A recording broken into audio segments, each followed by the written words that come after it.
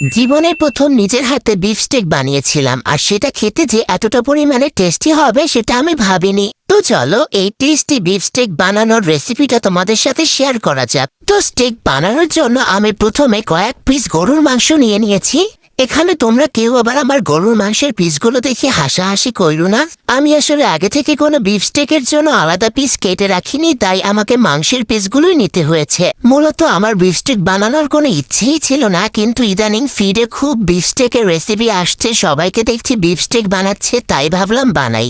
এর আগে যদিও রেস্টুরেন্টে আমি 2-3 বার এই বিফ স্টেক খেয়েছিলাম, কিন্তু কখনো বাসায় এটা ট্রাই করা হয়নি। তাই আমি জানতামও না যে বিফ স্টেক কি করে বানাতে হয়। তাই আমি ইউটিউব থেকে দেখে আজকের এই রেসিপিটা তোমাদের সাথে শেয়ার করছি। তো এই বিফ স্টেকটা বানানোর জন্য আমাদের প্রথমে একটা সস বানাতে হবে, যেটা পরবর্তীতে আমরা এই গরুর মাংসের মধ্যে দিয়ে তারপর ম্যারিনেট করে রাখবো। তো সসটা বানানোর জন্য প্রথমে দিয়েছিলাম সয়া সস, তারপর দিয়েছিলাম 1 প্যাকেট টমেটো কেচাপ, তারপর দিয়েছিলাম 1 চামচের অর্ধেক গোলমরিচের গুঁড়ো। এরপর চাইলে একটু লবণ দিতে পারো, যদিও সয়া সসের মধ্যে লবণ কিন্তু থাকে, তারপরও চাইলে একটু সামান্য পরিমাণে দিতে পারো যদি লবণ বেশি খাও। আমি সামান্য পরিমাণে একটু লবণ দিয়েছি, কারণ আমি লবণ বেশি খাই। এরপর দিয়েছিলাম 2 চামচের মতো রান্নার তেল, তারপর সবগুলো একসাথে মিশিয়ে রেখে দিয়েছি।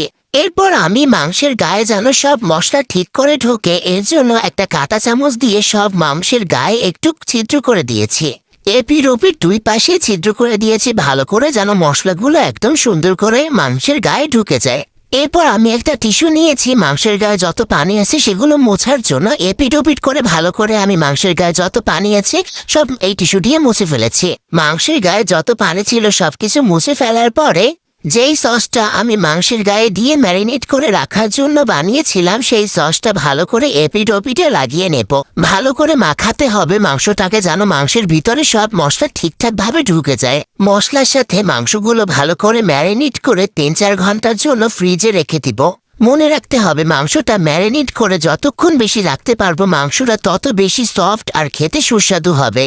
যদি হাতে বেশিক্ষণ সময় না থাকে তাহলে আধা ঘন্টার মতো ম্যারিনেট করে রাখলেও চলবে।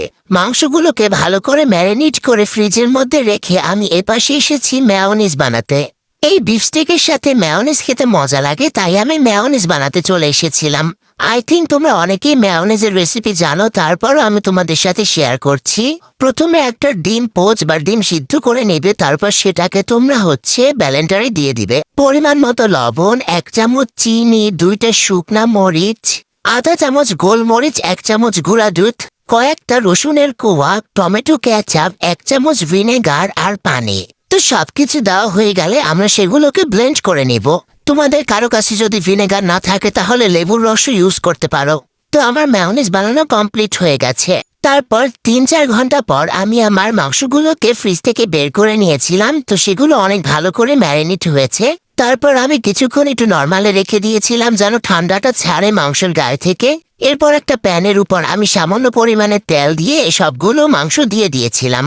প্রায় 5-6 মিনিট একটু ভাজার পর আমি বাটার দিয়ে নিয়েছিলাম। তারপর বাটারগুলো আমি আবার সব মাংসের গায়ে সুন্দর করে লাগিয়ে দিয়েছিলাম।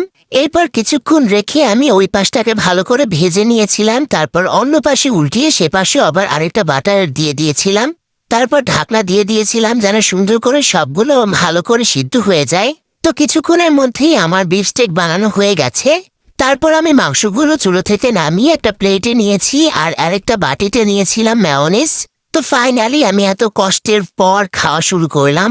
স্টেকটা চামচ দিয়ে উঠিয়ে তারপর মেয়োনিজের মধ্যে ডুবিয়ে যখন মুখে দিলাম তখন একটা কথাই মনে হলো, এই টেস্টের জন্যই সব কষ্ট সার্থক। তোমরাও এভাবে ট্রাই করতে পারো, আই থিঙ্ক তোমাদেরও মজা লাগবে।